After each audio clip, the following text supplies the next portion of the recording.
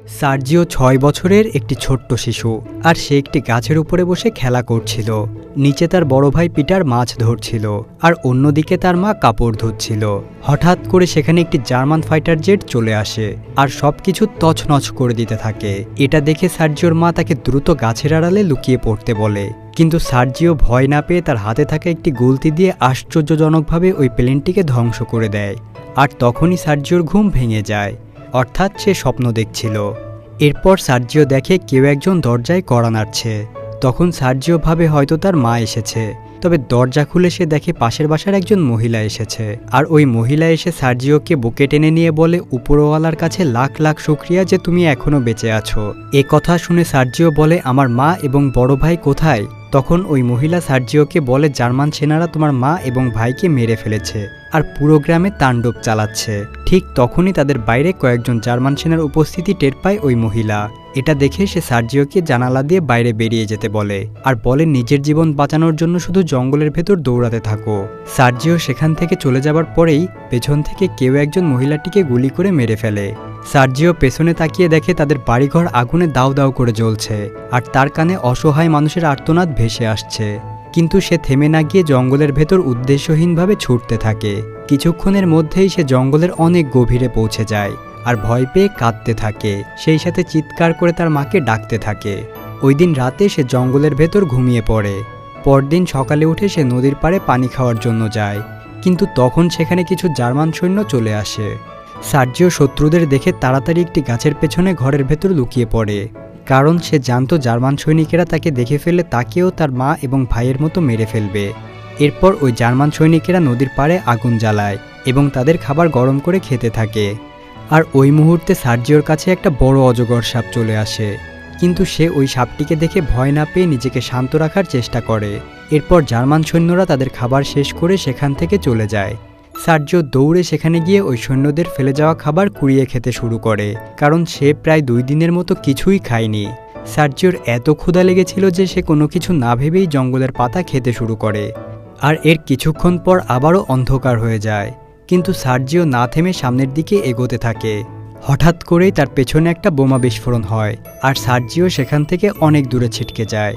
Sergio বুঝে যায় German সেনারা সেখানে আক্রমণ করেছে, তাই সে হাতে একটি লাঠি তুলে নেয় আর বলতে থাকে, ভুলেও কেউ আমার কাছে আসার চেষ্টা করো না, কারণ আমার কাছে রাইফেল রয়েছে আর আমি তোমাদেরকে ভয় পাই না। এরপর সার্জিও সেখানে কাউকে না দেখতে পেয়ে আবারও জঙ্গলের ভেতর দৌড়তে শুরু করে। রাতে সার্জিও আবারও ঘুমিয়ে পড়ে। পরদিন বৃষ্টি শুরু হলে তার ঘুম ভাঙে, কিন্তু না খেয়ে সে খুবই ক্লান্ত হয়ে পড়েছিল। অসহায়ের মতো এদিক সেদিক ছুটতে ছুটতে একটা পর্যায়ে সে সেখানে বেহুশ হয়ে পড়ে যায়। এর কিছুক্ষণ পরেই সেখানে কয়েকজন লোক আসে আর সার্জিওকে দেখতে পেয়ে সেখান থেকে তুলে নিয়ে যায়। ওই লোকগুলো ছিল মূলত রাশিয়ান সৈনিক, আর তারা সার্জিওকে তুলে সোজা তাদের ক্যাম্পে নিয়ে যায়। সেখানে থাকা কমান্ডার সার্জিওকে তার নাম জিজ্ঞাসা করে, আর সার্জিও তার নাম বলে ওই কমান্ডারের সাথে হাত মেলায়, মানে বয়সে ছোট হলেও বড়দের মতো আচরণ করছিল সে। কমান্ডার সার্জিওকে তার পরিবারের কথা জিজ্ঞাসা করলে সার্জিও জবাব দেয়, শত্রুরা আমার মা এবং ভাইকে মেরে ফেলেছে, আর এটা বলে সে কেঁদে দেয়। এরপর সেখানে থাকা সবাই সার্জিওকে সান্ত্বনা দিতে থাকে এবং তার জন্য অনেক ভালো ভালো খাবার নিয়ে আসে। যেহেতু সার্জিওর শরীরের অবস্থা খুব একটা ভালো ছিল না, তাই তাকে সেখানকার হসপিটালে ভর্তি করে দেওয়া হয়, যেখানে আহত সৈনিকদের রাখা হতো। ওই হসপিটালে ক্যাথিয়া নামের একটি নার্স ছিল, যে আহত সৈনিকদের চিকিৎসা করত। ক্যাথিয়ার সার্জিওকে দেখে অনেক মায়া হয়, তাই সে নিজের বাচ্চার মতো করে সবসময় সার্জিওর সেবা করতে থাকে। আর হাসপাতালে যত আহত সৈনিক ছিল সবাই সার্জিওকে অল্প সময়ের মধ্যে আপন করে নেয়। প্রতিনিয়ত সার্জিও সবার আকর্ষণের কেন্দ্রবিন্দু হতে থাকে, মানে সবাই সার্জিওকে নিয়ে হাসি ঠাট্টা এবং মজা করত। আর সেখানকার কমান্ডারও আস্তে আস্তে সার্জিওর মায়ায় পড়ে যায়।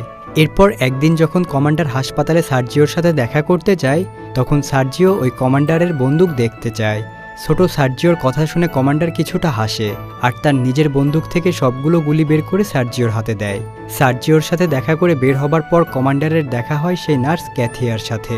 তখন ক্যাথিয়া কমান্ডারকে বলে সে সার্জিওকে এই ক্যাম্পে রেখে দিতে চায়, কিন্তু কমান্ডার সার্জিওকে একটা অনাথ আশ্রমে পাঠাতে চায়, কারণ সে মনে করে যুদ্ধের সময় এমন একটা ক্যাম্পে থাকাটা সার্জিওর জন্য অনেক বিপদের কারণ হয়ে যাবে।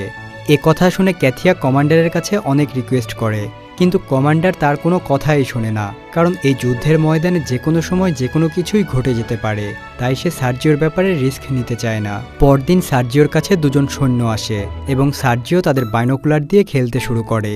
ক্যাম্পে থাকা সব সৈনিক এখন সার্জিওকে পছন্দ করতে শুরু করে দিয়েছে, আর তারা কেউই চায় না সার্জিও এখান থেকে চলে যাক। তো পরের দিন ক্যাথিয়া অন্য একটি নার্সকে জানায় যে সে সার্জিওকে যে কোনো মূল্যে তার কাছে রেখে দিতে চায়। পরদিন সকালে কমান্ডারের কাছে একজন সৈন্য এসে বলে, প্লিজ আপনি সার্জিওকে আমাদের সাথেই রেখে দিন।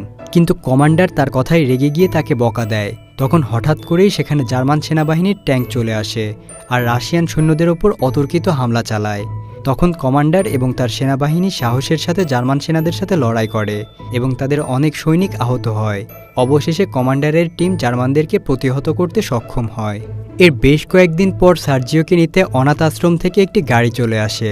তখন ক্যাথিয়া সার্জিওকে কমান্ডারের হাতে তুলে দিয়ে নীরবে সেখান থেকে চলে যায়, কারণ সে সার্জিওকে এতটাই ভালোবাসে যে সে দাঁড়িয়ে থেকে সার্জিওর চলে যাওয়া সহ্য করতে পারবে না।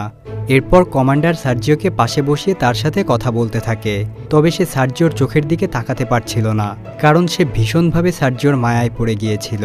কমান্ডার নিজেও চাচ্ছিল যেন সার্জিও তাদের সাথেই থেকে যায়, কিন্তু সার্জিওর ভবিষ্যতের কথা চিন্তা করে সে তাকে অনাথ আশ্রমে পাঠাতে বাধ্য হয়েছিল। এরপর কমান্ডার সার্জিওর হাতে একটি কাঠের বন্দুক দেয়। ওই কাঠের বন্দুক টিপে সার্জিও খুশি হয় আর কমান্ডারকে জড়িয়ে ধরে। এটা দেখে কমান্ডারের মন আরও গলে যায় এবং সে সার্জিওকে প্রশ্ন করে, তুমি কি আমার ছেলে হবে? এটা শুনে সার্জিও সঙ্গে সঙ্গে হ্যাঁ বলে দেয়। আর এরপর কমান্ডার ওই অনাথ আশ্রমের চিঠিটা ছিঁড়ে ফেলে, কারণ এখন থেকে সার্জিও সবসময় তার কাছেই থাকবে। আর এই খবর যখন পুরো ক্যাম্পাসে ছড়িয়ে পড়ে তখন তারা সবাই খুবই খুশি হয়ে যায়। এরপর ওই দিন রাতে ক্যাথিয়া এবং সৈন্যরা মিলে তাদের পুরনো ড্রেস থেকে কাপড় কেটে ছোট করে সার্জিওর জন্য একটি আর্মির পোশাক বানায়। পরদিন সকালে সার্জিও যখন ঘুম থেকে ওঠে তখন কমান্ডার তাকে সেই পোশাক দেখায়। এটা দেখে সার্জিও খুব রকমের খুশি হয় আর পোশাক পরে দৌড়ে সবাইকে দেখায় এবং পুরো ক্যাম্পেই খুশি ছড়িয়ে পড়ে। কিন্তু তখনই জার্মান ফাইটার জেট সেখানে চলে আসে এবং তাদের উপরে আক্রমণ করে। এতে রাশিয়ানদের অনেক সৈন্য ঘায়েল হয় এবং ক্যাম্পের মধ্যে একটা আতঙ্ক ছড়িয়ে পড়ে। এসব দেখে সার্জিও আহত সেনাদের সাহায্য করতে চায়, কিন্তু কেউই তার কথা শুনছিল না, কারণ এমন একটা সিরিয়াস মোমেন্টে একটা বাচ্চার কথা কেই বা কানে নিবে। তখন কোনো উপায় না দেখে সার্জিও সোজা ক্যাম্পের ভিতরে যায় এবং আহত সেনাদের পানি খাওয়াতে থাকে। তখন একজন সৈনিক যে তার দুটো চোখই হারিয়েছে সে সার্জিওকে বলে, আমার বাড়ি থেকে একটা চিঠি এসেছে, তুমি কি এটা আমাকে একটু পড়ে শোনাবে? তখন সার্জিও বলে, হ্যাঁ আমি পড়ে শোনাচ্ছি। চিঠিটা পড়ে সে ওই সৈন্যকে বলে, তোমার পরিবার তোমাকে খুব মিস করছে আর তোমাদের বাড়িতে যে গরুটা ছিল সেটা মারা গিয়েছে। এটা শুনে ওই সৈনিকটি বলে, কিন্তু আমাদের তো কোনো গরু নেই। তখন সেখানে থাকা সবাই সার্জিওকে নিয়ে মজা করতে থাকে, কারণ সার্জিওর বয়স মাত্র 6 বছর আর সে ঠিকমতো পড়তে জানতো না। তবুও সে ওই আহত সৈনিকের চিঠিটা পড়ার ভান করে তাকে সান্ত্বনা দেওয়ার চেষ্টা করেছে। তবে তার এমন অদ্ভুত কর্মকাণ্ড দেখে সবাই খুবই আনন্দ পায়।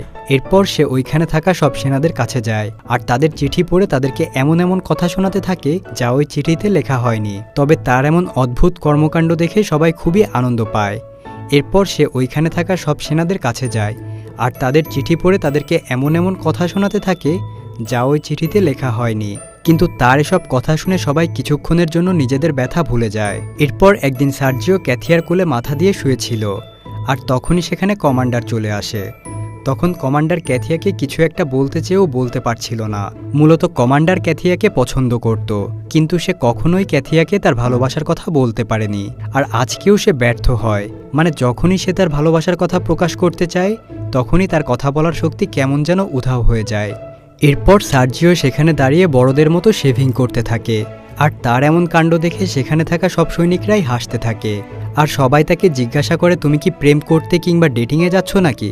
এটা শুনে সার্জিও বলে, সৈনিকেরা কখনো ডেটিংয়ে যায় না, তারা কেবলমাত্র যুদ্ধে যায়। এটা শুনে সবাই তাকে সেলুট করে। এরপর একদিন কমান্ডার তার সেনাবাহিনীকে নিয়ে মিটিং করছিল আর তখনই সেখানে সার্জিও চলে আসে আর একজন প্রাপ্তবয়স্ক সেনার মতো সালাম দিয়ে কমান্ডারকে বলে, আমার কি কোনো কাজ আছে স্যার? এ কথা শুনে কমান্ডার তাকে একটি কাজ দেয়, আর সেটা হলো সৈনিকদের বাড়ি থেকে যেসব চিঠি আসে সেগুলো সৈন্যদের কাছে ঠিকমতো পৌঁছে দেওয়া। এরপর কমান্ডার সার্জিওর কাছে যায় আর তার গালে একটা কাটা দাগ দেখে জিজ্ঞাসা করে, তোমার এখানে কি হয়েছে? জবাবে সার্জিও বলে, শেভ করার সময় কেটে গিয়েছে হয়তো। আসলেই গতদিন শেভ করার সময় কমান্ডারের ওই একই জায়গা কেটে গিয়েছিল আর তাই সার্জিও তাকে অনুসরণ করার চেষ্টা করেছে। এটা দেখে সেখানে থাকা সবাই হাসতে থাকে। পরের দিন যথাসময়ে সার্জিও তার দায়িত্ব পালন করার জন্য চলে যায় আর একে একে সব সৈন্যদের বাড়ি থেকে আসা চিঠিগুলো তাদের হাতে দেয় আর তার কাজে মুগ্ধ হয়ে সবাই তার সঙ্গে একটু ডান্স করে নেয়। এরপর সার্জিও হাতে একটি দূরবীন নিয়ে জঙ্গলের একটু ভেতরের দিকে চলে যায় আর হঠাৎ সে দূরবীন দিয়ে দেখে খড়কুটার ভেতরে একটা মানুষের পা নড়ছে। এটা দেখে সে দ্রুত কমান্ডারের কাছে চলে যায় আর তারা এ কথা শুনে সেখানে পৌঁছে দুজন জার্মান গোয়েন্দাকে ধরে ফেলে আর সার্জিও তার সাহসের সম্মান পায় আর কমান্ডারের চোখে একজন ভালো সৈনিক হয়ে যায়। আর ওই রাতেই কমান্ডারের কাছে সার্জিওকে অ্যাডাপশন করার চিঠি চলে আসে, অর্থাৎ অফিসিয়ালি বা সরকারিভাবে সে এখন থেকে সার্জিওর বাবা। এরপর সার্জিও আর কমান্ডার ক্যাথিয়ার কাছে যাওয়ার চেষ্টা করলে তারা দুজনে দূর থেকে দেখে ক্যাথিয়া অন্য কারোর সাথে কথা বলছে, অর্থাৎ সে হয়তো অন্য কাউকে ভালোবাসে।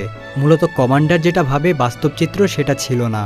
তারপরেও সে ক্যাথিয়াকে ভুল বুঝে সেখান থেকে চলে যায়। তো এরপর আবারও তাদের ক্যাম্পে জার্মান সৈন্যরা আক্রমণ করে। এটা দেখে কমান্ডার সার্জিওকে বলে তুমি এখানেই বসে থাকো, কোথাও যাবে না। আর সে ওখানেই বসে পড়ে। তবে কিছুক্ষণ পর সার্জিও দেখে যুদ্ধে ক্ষতিগ্রস্ত হয়ে ফোনের লাইন কেটে গিয়েছে আর এই কারণে কমান্ডার কন্ট্রোল অফিসে যোগাযোগ করে আরও সৈন্য পাঠানোর আবেদন করতে পারছে না। কমান্ডার একজন সৈনিককে পাঠায় টেলিফোনের লাইন ঠিক করার জন্য আর সার্জিও ওই সৈন্যের পিছনে পিছনে যায়। কিন্তু কিছু দূর যাওয়ার পরেই সেই সৈনিক আহত হয়ে যায় আর তাকে আহত দেখে সার্জিও বলে কিভাবে তার ঠিক করতে হবে আমাকে বলে দাও। তখন ওই সৈনিক সার্জিওকে বলে এই দুটি তার জোড়া লাগিয়ে দিলেই টেলিফোন কানেকশন ঠিক হয়ে যাবে। সার্জিও সৈনিকের কথা মতো তার জোড়া লাগিয়ে দেয় আর টেলিফোনের কানেকশন ঠিক হয়ে যায়। এর মাধ্যমে সার্জিও আবারও প্রমাণ করে দেয় যে সে একটা সাহসী বাচ্চা। এরপর সার্জিও দৌড়ে ক্যাথিয়ার কাছে যায় আর বলে কমান্ডার অনেক অসুস্থ হয়ে পড়েছে, তাই সে কিছুই খেতে পারছে না। এই কথা শুনে ক্যাথিয়া দৌড়ে কমান্ডারের কাছে যায়, কিন্তু গিয়ে দেখে সে সম্পূর্ণ সুস্থ। মূলত সার্জিও জানতো যে কমান্ডার এবং ক্যাথিয়া একে অপরকে পছন্দ করে, তাই সে দুষ্টুমি করে এমনটা করেছে যাতে তাদের দুজনের সম্পর্কটা একটু সামনের দিকে এগোয়। সার্জিওর বুদ্ধিটা একেবারে কাজে লেগে যায়। কমান্ডার ক্যাথিয়াকে বলে তুমি কি সার্জিওর মা হবে? তখন ক্যাথিয়া মুচকি হেসে বলে হ্যাঁ। তো এরপর সেখানকার সব সেনারা দল বেঁধে অন্য একটি ক্যাম্পে যাওয়ার জন্য যাত্রা শুরু করে আর সার্জিওকে তাদের সাথে নিয়ে যায়। কিন্তু কিছু দূর যাওয়ার পর জার্মান সেনাদের পেতে রাখা একটি মাইন বিস্ফোরণ হয় আর বেশ কয়েকজন সৈন্য আহত হয় আর তখন কমান্ডারও বেশ আহত হয়। এরপর তারা কোনো মতে তাদের গন্তব্যে গিয়ে পৌঁছায় আর উপরের র্যাঙ্কে থাকা জেনারেলের সাথে কথা বলে। তখন সার্জিও সেখানে গিয়ে উপস্থিত হয় আর তাদের দুজনকে স্যালুট করে বলে আজকে কি আমার কোনো মিশন রয়েছে? জবাবে কমান্ডার বলে সকল সৈন্যদেরকে একটি লাইনে দাঁড় করিয়ে কার জুতা ছিঁড়ে গিয়েছে এবং কার কার খাবার লাগবে তার একটি লিস্ট তৈরি করে নিয়ে আসো। সার্জিও কমান্ডারের দেয়া দায়িত্ব পালন করে আর সবার একটা লিস্ট তৈরি করে তাদের কাছে নিয়ে আসে।